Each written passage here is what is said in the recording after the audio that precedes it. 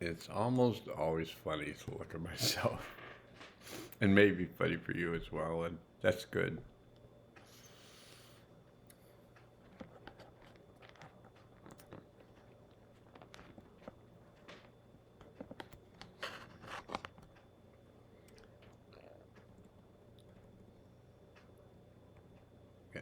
Lower the volume a little bit to see if then you can turn the volume up later. And hello, friends, and Steve here. And many of you now who have been watching these for a while or reading my posts realize that I spell here H-E-A-R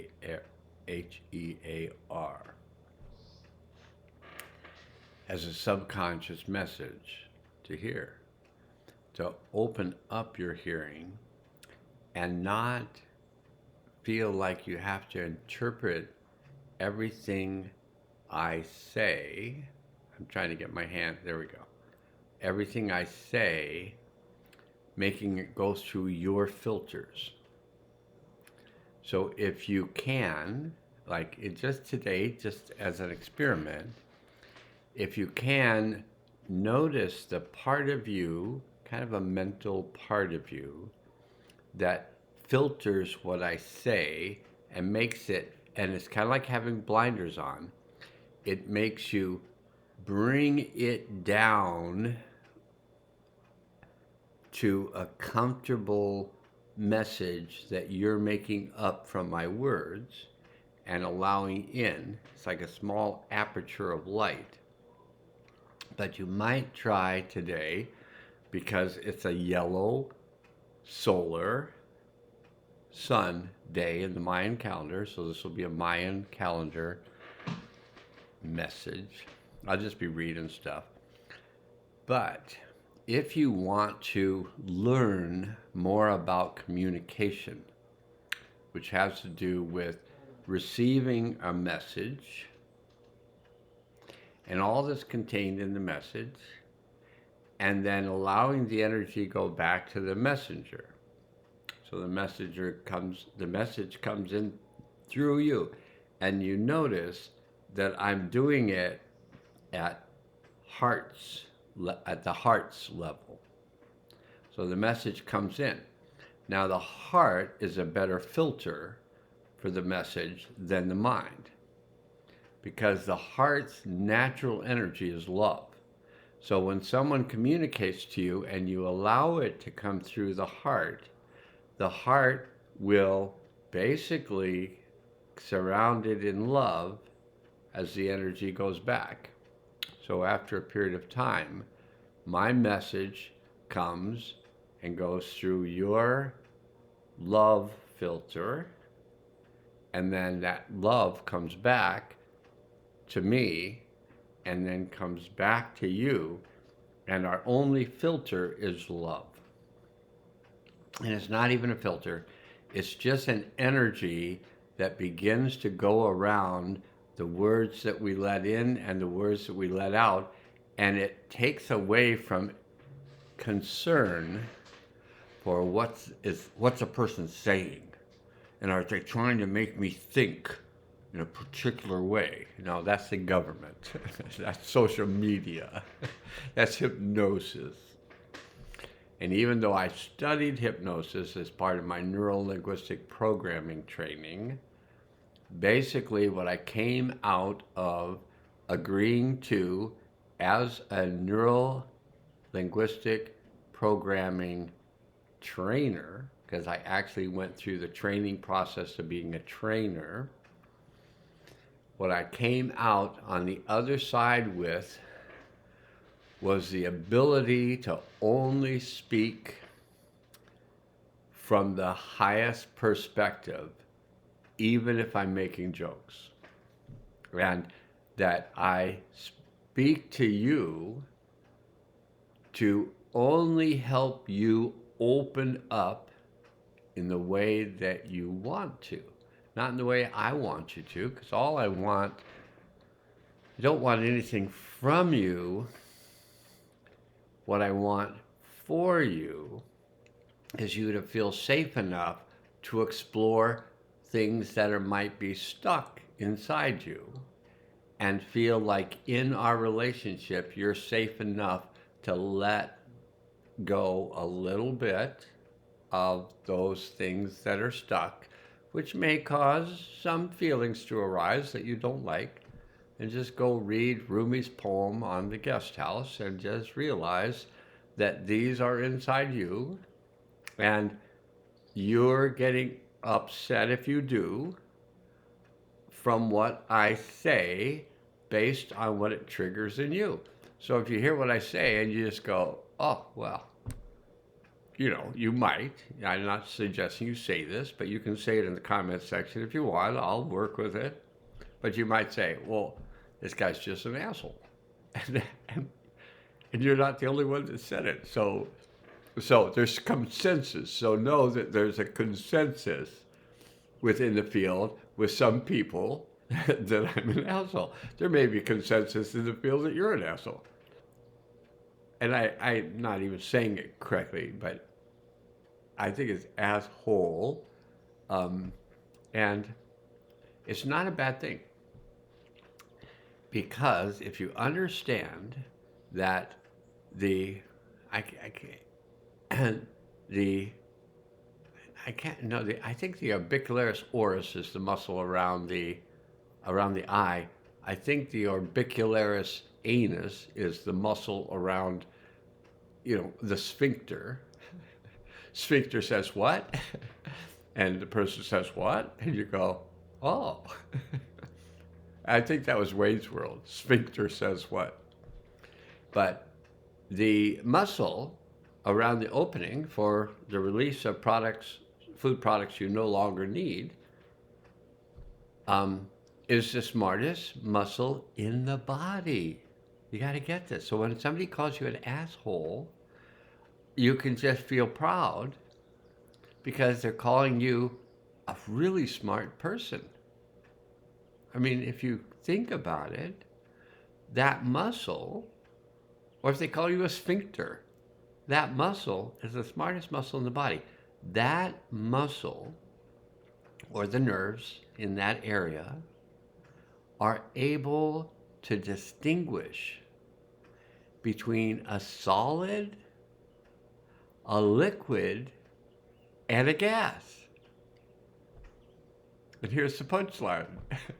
Most of the time, maybe when you get older, it's less smart.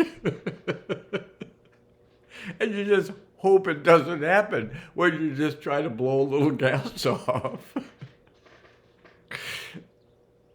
My apologies if you found that offensive. Okay, but that was from my early NLP instructor. And I thought it was very funny that it's the smartest muscle in the body, and it can tell the difference between a solid, a liquid, and a gas most of the time. And then the image is pretty funny. And you're actually laughing at the image that you make up in your own head. Like, oh yeah, I've done that. Hopefully not too many times, but I had a great day. I was a different level of happy today. So a week or so ago, I had what I felt like was my first experience of joy in this life, in this body, this time around. So I had an experience and I went, oh wow, I think this is joy. I had nothing to compare it to other than it was a higher level of energy than happy. And then a few days ago, I think I made a video about it. I had a day where I felt happier than I ever remembered feeling. And I was like,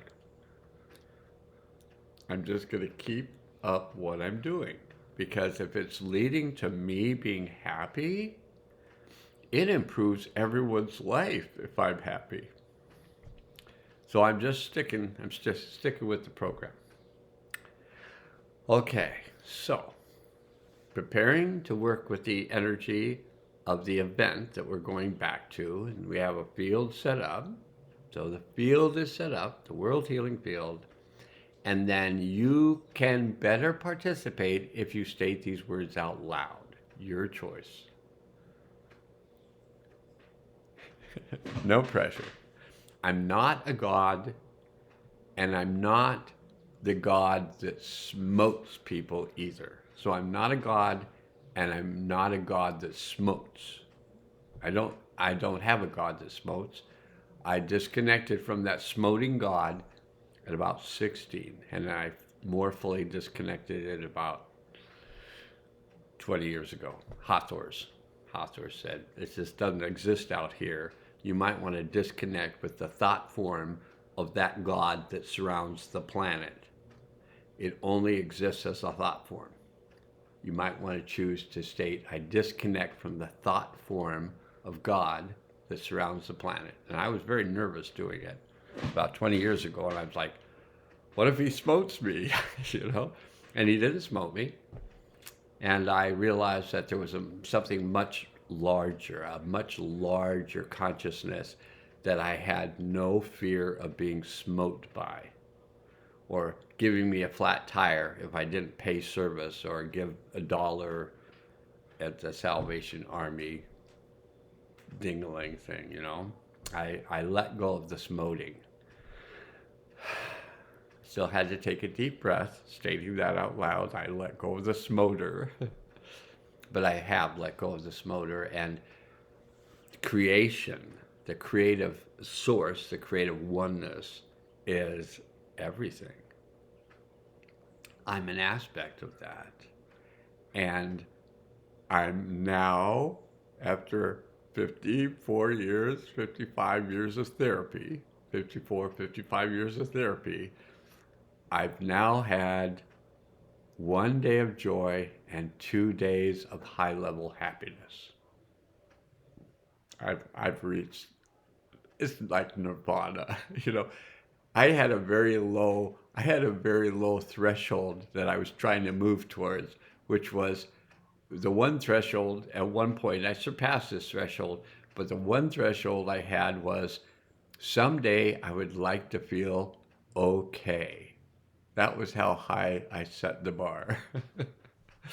Now the bar's like, oh man. Yeah, and you can almost feel it. The bar is a high bar. It's like a high dive in the pool, but it's a high bar now. And I have so much space around my head. And I just need to look and see if I actually hit the button that this is actually recording. I don't see it up above, but it looks like it's recording. So we'll find out later. And if I try to post something and it's not there, it didn't record. Okay, if you want to state out loud, I choose to connect to my deep self. And if you feel it, you'll feel a central canal running through the body, comes down through the top of the head, the crown chakra, the energy comes in, it travels, see, it's like reverse. So it travels through your brain and your spinal cord, and then the energy travels through your feet and out the bottom of your feet. And there's two directions this flow goes. When it goes up, and it's typically coming from the earth energies out the crown chakra, it goes out like a fountain. It lit up when I did that. It goes out like a fountain, and then it flows back down. And when it comes down from the higher realms through, it's energy we're bringing through, because we're Windclill. We're doing the Mayan calendar. We're Windclill. We're human beings. Windclill is defined as cosmic vibratory roots. So we're a vibratory root system for the cosmos. So things that come in out of creation for the earth are brought in through humans, trees, plants, animals, the ocean. There are just vibrations coming in, and more right now, and it's been increasing since 1997. The increase of the cosmic energies coming in has been steadily increasing, but paced at a manner that for the most part, if we stayed with it, we could handle. I mean, the last 6 years, well, it was difficult. What can I say? It was just difficult for me. And if it wasn't difficult for you, you can be my guru.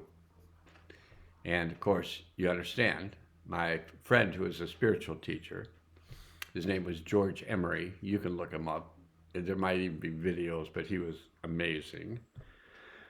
And George Emery helped people understand the term guru. And he would write it on the board, and he would write G with an E and an E, and then he would write U, and then he would write R, and then he would write U. And he'd say, do you get it? Guru is G, U, R, U. Some people say, I'm a guru. You go, gee, you are you. I'm a guru too. But then it would be, gee, I am me. So I think they just make it up to I am that I am. And what that may mean, because we're making up meaning. So reality is a construct, which means it's made up. So you're making up a reality, and if you don't like it, who's to blame? And my first NLP instructor, we're going to get on with this, but my first NLP instructor said to me, Steve, do you make up your own reality? And I was like, yes. And he said, then why are you consistently making yourself miserable?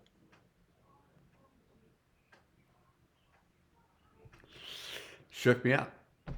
I ended up finding somebody else to study with who was able to make me feel better. But 7 years later, I got it. Like, oh, that was the best question anybody's asked me. If I create my own reality, why I keep making myself so miserable? But it takes a while sometimes to just stop, to learn a new pattern of behavior. And those are the three ways we can change. We can change our beliefs, we can change our behaviors, and we can change our boundaries. And those are the three main ways to change how we are in the world. Okay, so we've connected to our deep self. If we've connected to our deep self, we've connected to the inside movement of energy inside of our spinal cord. And inside that area, keep trying to figure out how to put it in the middle, inside that spinal cord, brain and spinal cord, is our Akashic records of everything. Now we carry within our records those unresolved events of the past, including the events of our ancestors. I know it can be challenging when you first learn about this, that your unresolved events of your ancestors were shared with you through epigenetics so that you might resolve those events for your ancestors. And if you do, it can affect your children in a way that changes their genetics, whether they're your offspring or your adopted offspring or whatever. You shift your ancestral energies and it shifts the field of your children.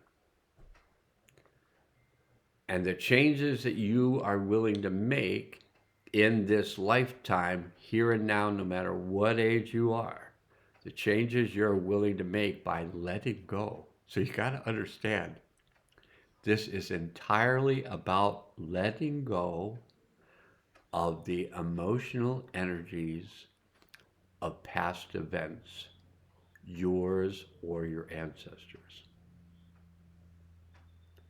And you let them go, and chunks come out of the blockages of the river of life flowing through you, and all of a sudden energy is just flowing through you. I stopped drinking coffee, I'm going to say 2 to 4 months ago. 2 months ago, maybe at the low end, and maybe longer, maybe 3 or 4 months ago. I did it because if you drink too much coffee, which is my tendency, having had an addictive tendency in the past, that I'm clearing each moment of my life, I tended to be a two-fisted coffee drinker, a 16 ounce in the morning, a 16 ounce later in the day. And too much coffee, for some people, can overstimulate their adrenals, leading to an instability of the muscles to their knees. You don't have to believe it if you don't want to. I've just experienced it a number of times, so I believe it, or I experience it. And you can lose the strength of your medial knee stabilizers. And if you're in your 70s, you really want your knees to be stable, because you're not quite maybe as balanced as you were when you were a skateboarder or a skier or a surfer, and you had this incredible balance, or playing roller hockey in your 60s. That's like, that keeps you really in your balance. So when you're connected to that deep self, you're connected to the center of yourself. You're connected to the healing center of the earth. You're connected to your higher self, your highest self, the oneness of all. And if you want, you can let go of anything not useful to you now. You can state that out loud.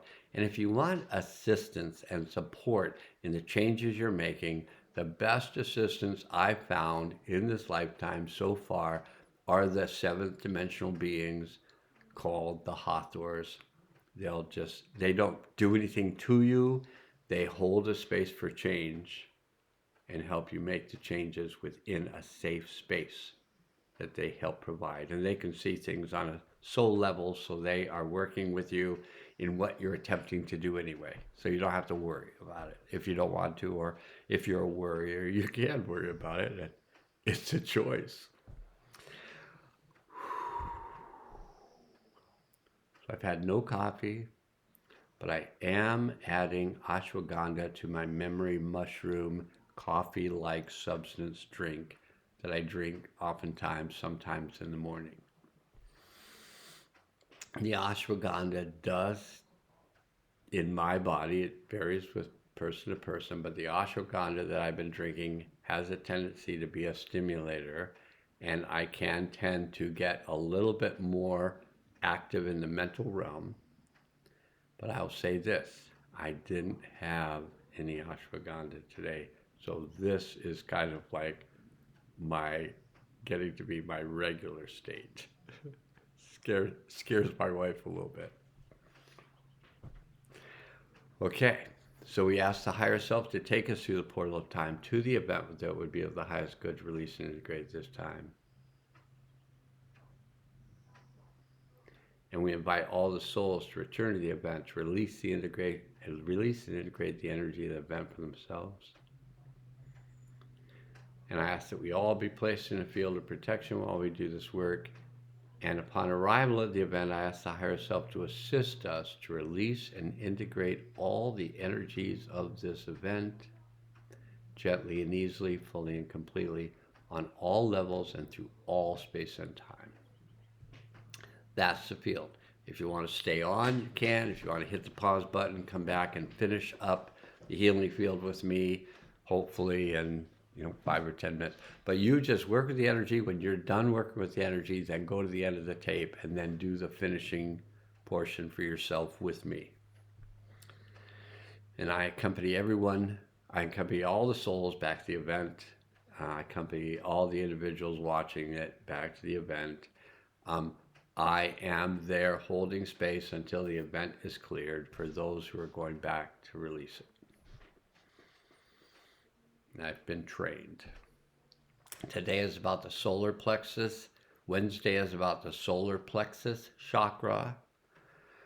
And it's also a yellow solar Sunday. So we got the solar plexus chakra activated on a solar, which is a lunar tone. It's one of the lunar tones. It might be tone 9. We'll look it up. But there's a solar lunar tone. And also, I think there's also, there's the 13 lunar tones, and then there's the 20 solar tones. And one of the 20 solar tones is red moon, and one of the 13 lunar tones is solar. And today's that one. So we're going to talk about the solar first while we're releasing and integrating the energies, unresolved energies of the past for ourselves or our ancestors. But no matter whose issue it might have been, we can clear it in our own genetic line, which can clear it for our ancestors. So if you wish to call upon your ancestors to assist you to clear the thing that they were unable to clear when they were in bodies, or if they're in bodies, you can help them clear it in their body now by clearing it in yourself, which also clears it both directions, backwards and forwards.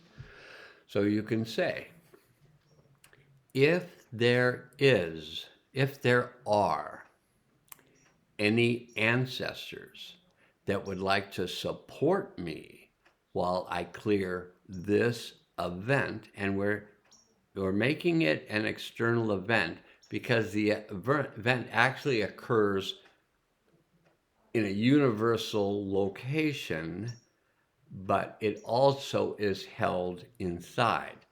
But when that trauma occurred, oftentimes that aspect of the soul that could handle the trauma remains there, and the aspect of the soul that couldn't handle the event is who we call us. I am Steve, and I have a soul. That part of my soul that was not able to resolve that has gone back to that event. And the part of my soul that has resolved that is at the event.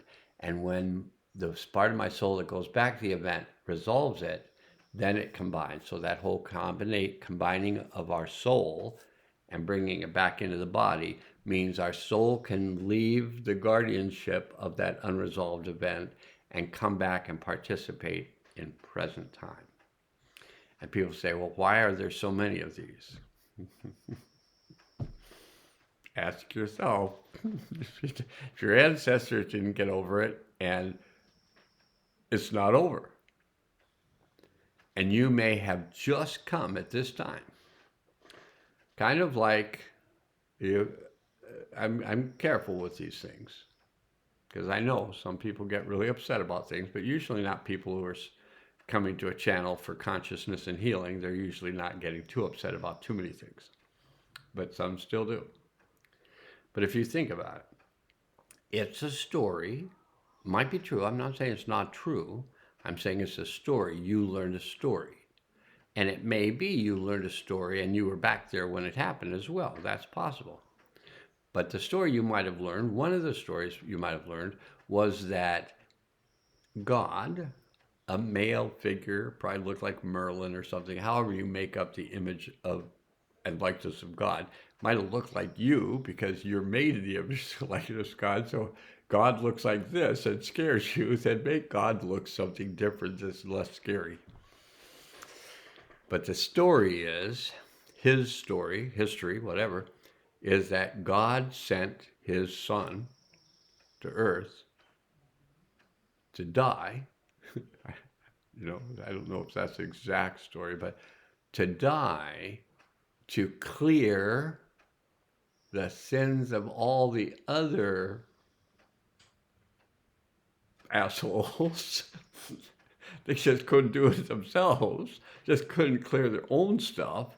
So he had to send his only begotten son to earth to die and then be resurrected, is the story, to clear the sins of everyone that came from Adam and Eve, probably, all the original sinners, and then the continuation of the sinnerness. It's not a God I choose to believe in. It's a story I chose to tell. That's not my God. That matrix, that thought form of that God is nothing to do with me. The one consciousness.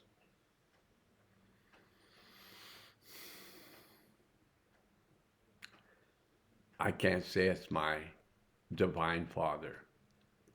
I think the consciousness that creates this is more than likely my divine mother. And maybe my divine Father had a little part to play in it, but the creation seems to always arise out of women. And we're coming into a 13,000 year period of time of the divine feminine consciousness. So you might want to get used to it, because it's here now. The transition time was the 28 years I talked about, all the way up until March 24th of 2025. But ever since I've been on, the year and a half I've been on YouTube, and the 26 and a half years before that, I was talking about the transition period of cleansing prior to the initiation of this 13,000 years of the divine feminine surrounding the earth. Thumbs up, I'm all in. Okay, so I was accurate. Tone 9 is the solar tone, which is today, and it's about pulsing, solar pole, galactic activation portals. It's about realizing, manifesting, realizing, seeing it in your reality. It was pulsed, it's realized, and it relates to our intention. And to make it really simple, if you are willing to just hold the tension, the intention, don't hold the tension. You got to have a certain amount of tension, otherwise you can't breathe. But don't necessarily hold more than the amount of tension it takes to breathe. But the intention might be that I am Winclill. I am a human being, and I am a cosmic, I think it's a cosmic vibrational root system. I'm here to bring it. And if that's your intention, then you don't even need to know what you're bringing, because if you're open in the crown chakra, you're open in your third eye, you're increasing the amount of your intuitive sense of the flow of the cosmos. So that's a cosmic vibrational root system. You can say it either way. But once you decide that that's who you are and you're here to just bring it, then you just bring it. So that's the solar tone. And then today is the day of the yellow sun. And so today is the day of creation, and the yellow sun, there's 20 tones, so there's 1 through 20. So 1 is the red dragon. That's tomorrow. I'm a red dragon. Tomorrow's the day of bringing it in. It's the birth. But the birth comes after the creation, which is the 20, but also the 0. So it's the only one of the solar kins that has 2 numbers, if you consider 0 a number. But without 0, what do you have? So 0 is the beginning, and 20 is the end, and then it goes back to 0. So it's this continual process of creation, and it's created by the yellow sun. And the yellow sun is related to the crown chakra, and it's about enlightening and about universal fire and about life. And there's a quote here by Hafiz. I think that's how you say it, Hafiz. But I think he was a Sufi mystic. And he said, one day, the sun admitted, I am just a shadow. I wish I could show you the infinite incandescence that has cast my brilliant image. I wish I could show you when you are lonely. Feel it. Feel it. If you feel love, you're feeling it. I wish I could show you when you are lonely or in darkness, the astonishing light of your own being. If that doesn't give you something. Yellow sun provokes us to honor the solar life force and sustains our planetary whole. As our local star, the sun is the lens through which we receive radiant emanations of energy information transmitted from the center of the galaxy, the central sun, in which everything moves around. This cycle of 26,000 years, 13,000 years feminine, 13,000 years masculine, is the movement of our sun around the central sun, which is referred to, I love this word, I love a lot of Mayan words, the Hunab ku, the central sun. Our sun is the lens through which we receive radiant emanations of energy information transmitted from the center of the galaxy, the Hunab ku.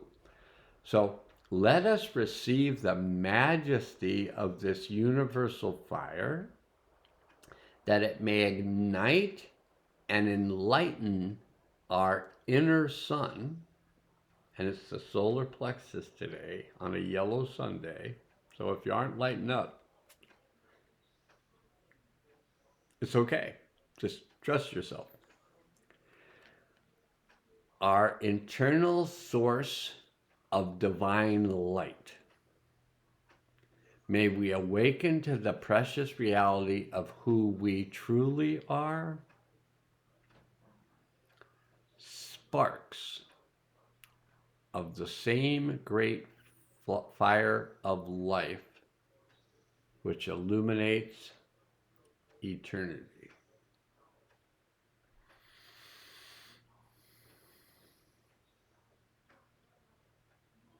Same light. You're that light. Yellow sun signifies both 0 and 20, presenting a union of formless potential and formed wholeness, nothingness, and totality. So we get all of it. Wholeness, nothingness, and totality. 0 is empty. so that it may hold everything. When we hold to nothing, no prides or fears, we consciously merge with life's totality. By releasing all the layers, feel them releasing, because I'm doing it here, but if you're attuning to me, you're doing it there. So feel this if you wish. By releasing all the layers of personal identification and conditioning, we can rest in the sacred emptiness of our essence. Pure life. Take it in, let it out, feel your inner fire, feel your emptiness, feel your life. That life that emanates in all of eternity, you are a spark of. Last little bit. Foregoing the attainment of concepts of enlightenment, we can discover our true nature. It's enlightened. There's a saying, you got to give it up to have it all. That goes with this. When you just let go of this attempt to grasp the concept of enlightenment and have the experience, and you let go of that. And you go, oh, I am the light within, connected to the light without. That might just be it. Let us release the striving for betterment and accept the awesome actuality that already is. Allow the universal fire to burn away. Boy, this is, Chris, I'm with you while you're doing this. I just want you to know I am with you while you're doing this, while you're doing this with me, while you're working with those attuned energies with me, while you're shifting and changing. I'm with you. And I'm thinking you might be in Southern California if you go into Knott's Berry Farm. I would still eat the chicken even with the gluten because I'd have such a joy from Knott's Berry Farm chicken. Even if it didn't taste anymore like it used to, I would still be like, oh. Let us release the striving for betterment and accept the awesome actuality that already is. It's just there already. Allow the universal fire to burn away doubt and debate. All questions are answered by the searing truth of that which we've always been. It just says the zero, but I want to say the big zero. We've always been the big zero. I love it. The formless consciousness. Wholeness. We are already. Even with all the things you've been told about yourself, that I've been told, you might have been told that I was an asshole, and I would say, well, I live in a body and it has an asshole. Thank goodness. And I could say, there's been many times in my life that I've been full of shit. And hopefully this isn't offensive to you or the powers that be at YouTube. I'm just saying. You know, we're at various levels of creating it and releasing it. And here's from Dogen, a 13th century Zen master. And he said, to let the self be awakened by all things is enlightenment. And I'm not going to do it because this has gone on long and it takes a long time to upload through the phone system. So I'm not going to, I don't think I'm going to. I am. Who knew? Who knew? But I got to get it out, and then I got to. So I'm going to read you a poem, and then we'll clear the field, and then we'll do everything else. But I'm going to read you this poem, and I don't know if I'm going to say his name correctly. Oh, it's not written here, so I don't have to say it. I can just say Rumi, but this is a poem, The Guest House, that was translated by Coleman Barks. Arr! I almost have to go, arr, arr! By Coleman Barks. I'm going to have to look him up. Okay, and then I'm just going to really bring this energy in.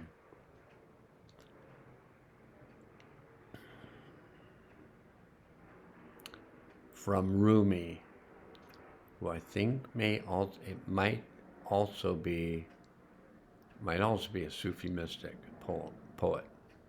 I'll look that up as well. But Rumi wrote this. This being human is a guest house. Every morning a new arrival, a joy, a depression, a meanness. Some momentary awareness comes as an unexpected visitor. Welcome and entertain them all. Even if they're a crowd of sorrows who violently sweep your house empty of its furniture. Still, treat each guest honorably. He may be clearing you out for some new delight, which I'm going to say is what's happening. We're being cleared out for some new delight. The dark thought, the shame, the malice, meet them at the door laughing and invite them in.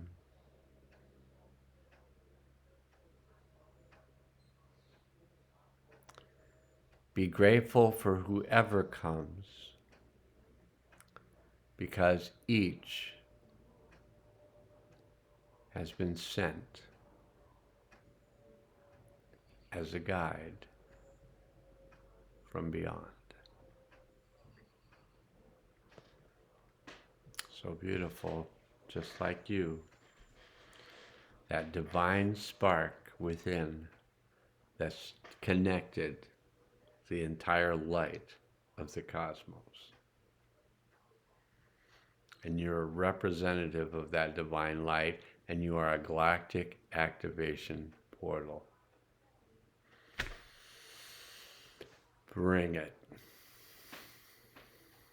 And we're going to do just that in a moment when I ask the higher self, the interdimensional being, Thoth and Ra, the deep self, our soul ray group, to assist all the souls that are back at the event to combine with that part of their soul that had remained at the event and bring that combined soul back into the body and feel it come in. This is your soul coming in. Feel it come in. Feel the light of it. It's the light of your being. And I would ask all those souls to ground themselves into the healing center of the earth with love and joy and peace. Feel it.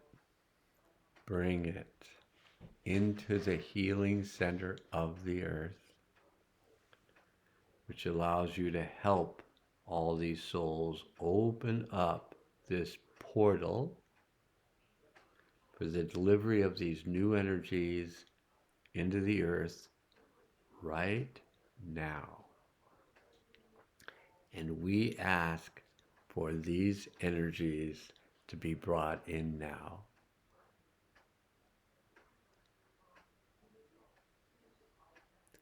Into the healing center of the earth, and that they be activated.